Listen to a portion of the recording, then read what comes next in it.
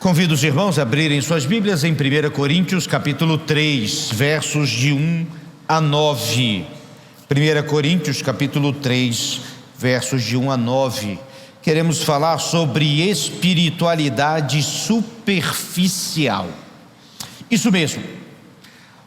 Vocês acreditam que há crentes que são muito rasos? Que há crentes que não testemunham do amor de Cristo nas suas vidas? Que não fazem a integralidade da vida cristã, que se recusam a crescer, e por se recusarem a crescer, dificultam muita coisa na sua própria vida e na vida dos outros? Mas será que isso é possível? Isso aconteceu na igreja de Corinto, mas devo advertir que essa igreja que Paulo escreve não era lá das igrejas mais fáceis. Curiosamente, ela foi organizada por Paulo na sua segunda viagem missionária e com muita ousadia testemunhou. Corinto era uma cidade intelectualizada, era uma cidade onde a cultura estava em todo lugar, teatros, bibliotecas, centros culturais. Corinto era um lugar de pessoas com posses, bem abastadas, mas Corinto também era a capital da imoralidade do Império Romano. Essa igreja organizada, tudo ia bem até que deixou de ir. E o diagnóstico que o apóstolo Paulo faz dessa igreja deve nos alertar nos dias de hoje, a nós mesmos e para todas as igrejas. Diz assim a palavra de Deus, 1 Coríntios, capítulo 1, versos de 1 a 9. Eu, porém, irmãos, não vos pude falar como a espirituais, e sim como a carnais, como a crianças em Cristo. Leite vos dei a beber, não vos dei alimento sólido, porque ainda não podeis suportar, nem ainda agora podeis, porque ainda sois carnais. Porquanto havendo entre vós ciúmes e contendas, não é assim que sois carnais e andais segundo o homem? Quando pois alguém diz, eu sou de Paulo, e outro, eu de Apolo, não é evidente que andais segundo os homens? Quem é Apolo? E quem é Paulo? Servos por meio de quem crestes, e isto conforme o Senhor concedeu a cada um. Eu plantei, Apolo regou, mas Deus deu o crescimento. Ora, o que planta e o que rega são um, e cada um receberá o seu galardão, segundo o seu próprio trabalho, porque de Deus somos cooperadores, lavoura de Deus, edifício de Deus sois vós. O que o texto nos mostra aqui é uma parte dessa igreja extremamente carnal. Essa é a conclusão. Era uma igreja cheia de talentos e cheia de dons, mas por outro lado cheia de problemas, divisões, dissensões, preconceitos. Até com a ceia tinha problema, quando muitos os ricos fechavam e comiam muito, enquanto os mais humildes ficavam do lado de fora, esperando acabar para comer os restos. Que situação era aquela? Veja bem, será que nós também corremos o risco de termos esse diagnóstico? Será que nós não podemos ainda comer comida sólida? Vamos ao texto e às nossas vidas. A primeira coisa é o diagnóstico. Na realidade, esse capítulo é quase um lamento do apóstolo Paulo a respeito daquela igreja. Veja bem, não vos pude falar como a espirituais, mas como a carnais, como a meninos em Cristo. Se aquela igreja se orgulhava da sua sabedoria, do seu conhecimento e postura, o que Paulo via não era nada disso. Ele passou um tempo na igreja e o que ele percebeu ali eram crianças espirituais. E então ele percebe que era preciso uma dieta dieta espiritual e entender bem isso. Ele diz que ele tem que alimentar com leite, porque nem tem condição, claro, de alimento sólido. Aqui faz referência às crianças, que é claro, no período de amamentação, o leite materno é imprescindível, fundamental em muitos aspectos. Mas gosto sempre de lembrar, leite por um tempo. Depois, comida sólida para que dê. O problema não é o leite, o problema é viver só de leite. O problema não é ser criança, o problema é permanecer criança, que na psicologia moderna há inúmeras síndromes e problemas relacionados a isso. É preciso amadurecer. E se é uma questão de dieta, prepare-se para os alimentos mais sólidos.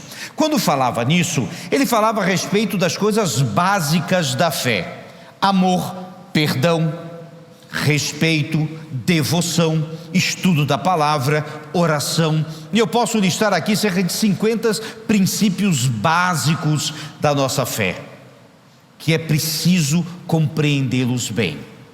Mas é preciso aprofundar também.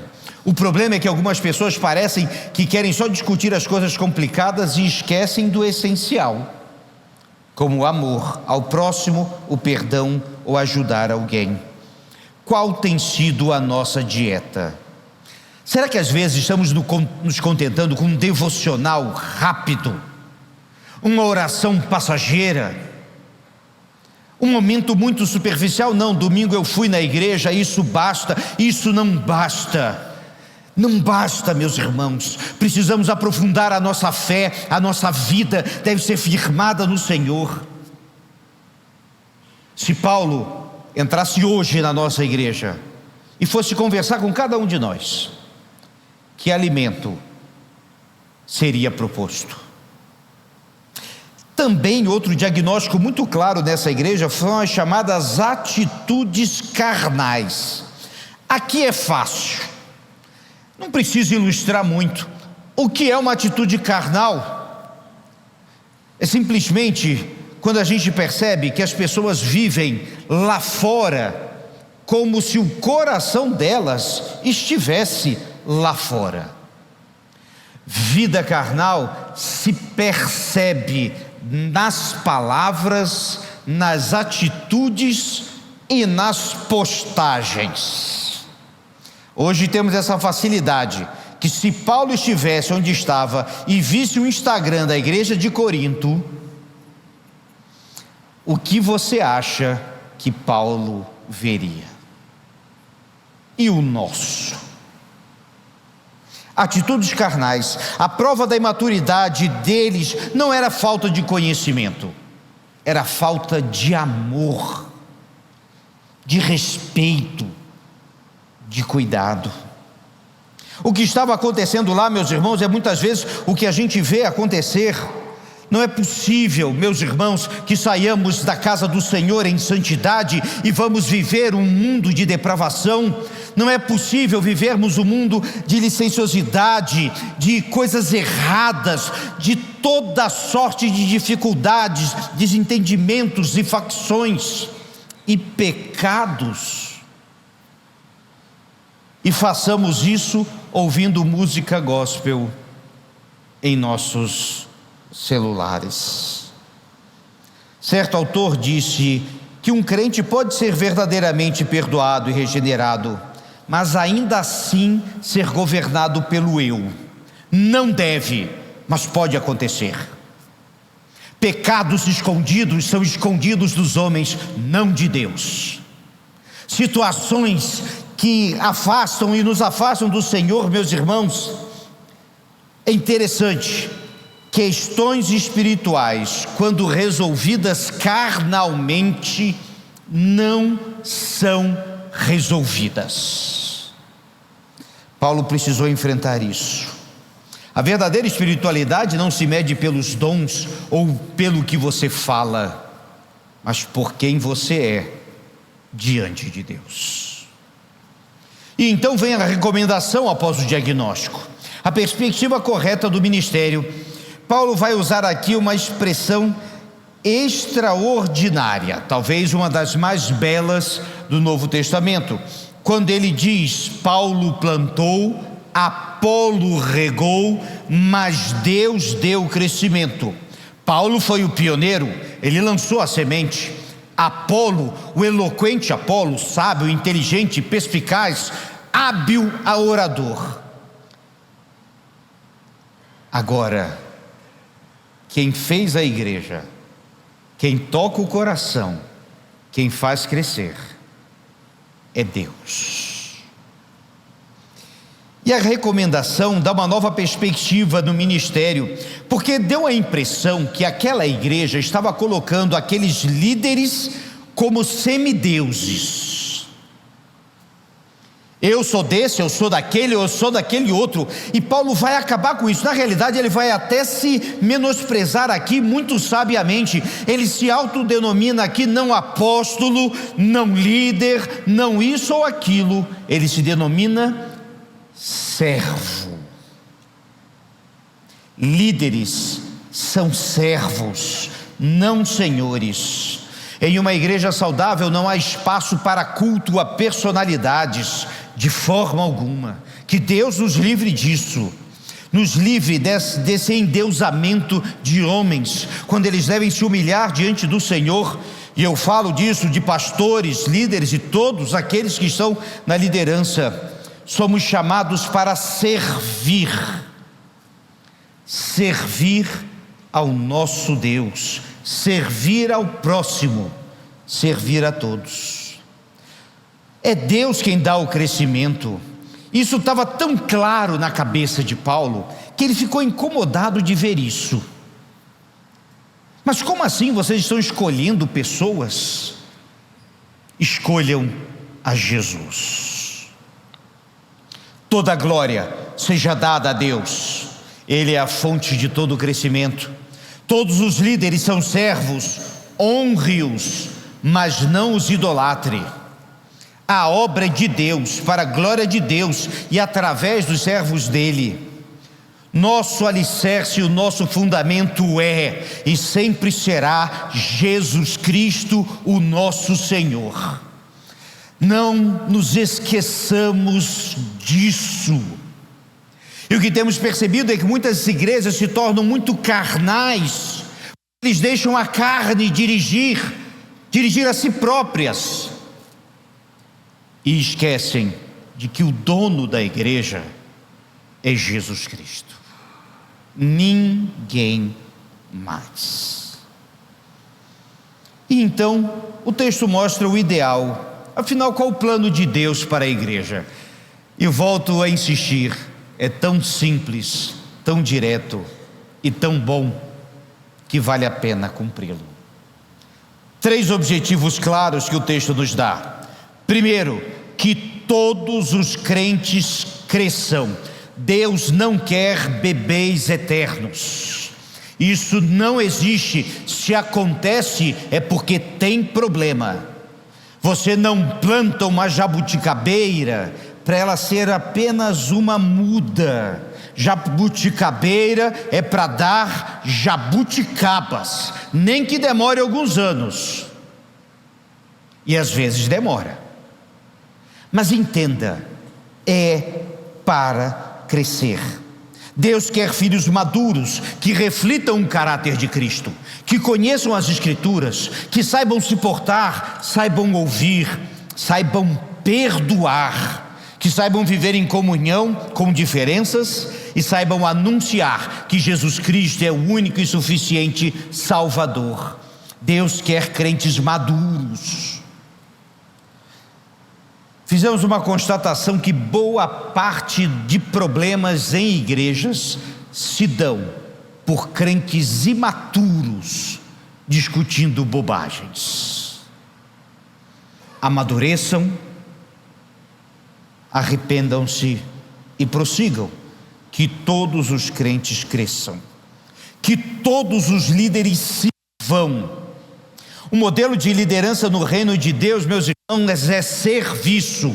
Enquanto a gente pode ter todo tipo de treinamento de liderança para você ser isso, aquilo, outro, na igreja, o nosso modelo de liderança é servir.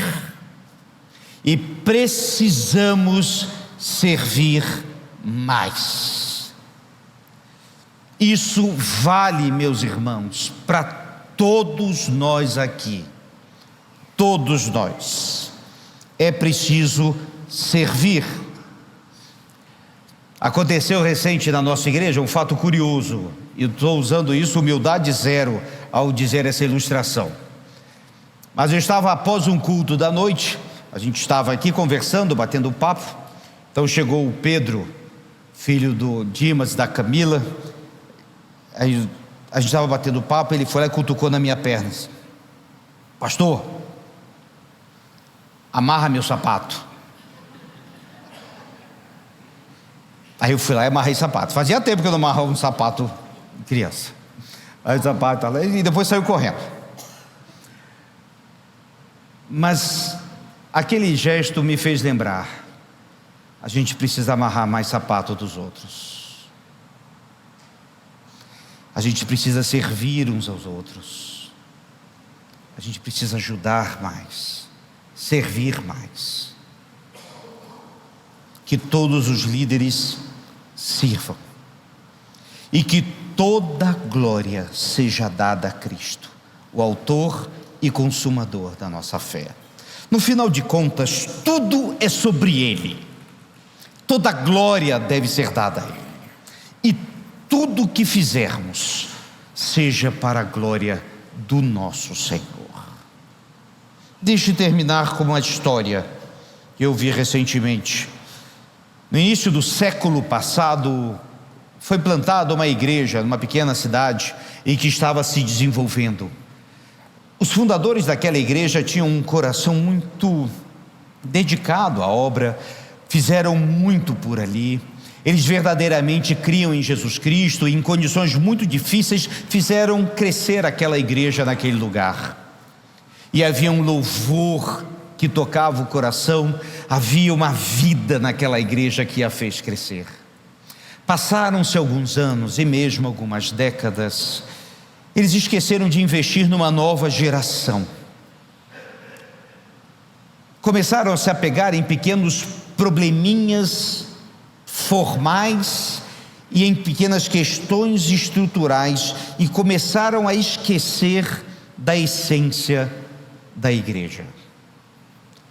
Passaram-se então mais alguns anos e aquela igreja, que foi construída muito bonita, de uma forma muito específica, se tornou um museu. O púlpito era o mesmo, os bancos eram os mesmos, a porta da igreja era a mesma, a história estava escrita num papel envelhecido, ali naquele lugar, mas era um museu. Eu não sei vocês, mas eu não quero fazer parte de um museu. A obra do Senhor exige de nós crentes maturidade, não superficialidade. Alimento sólido, mas se precisarmos tomar o leite inicial, o façamos, para que possamos crescer. E então toda a glória será dada ao Senhor. Todos os líderes e crentes serão servos, e vamos ver a obra de Deus acontecer nessa geração e em todas as outras, até que Ele volte.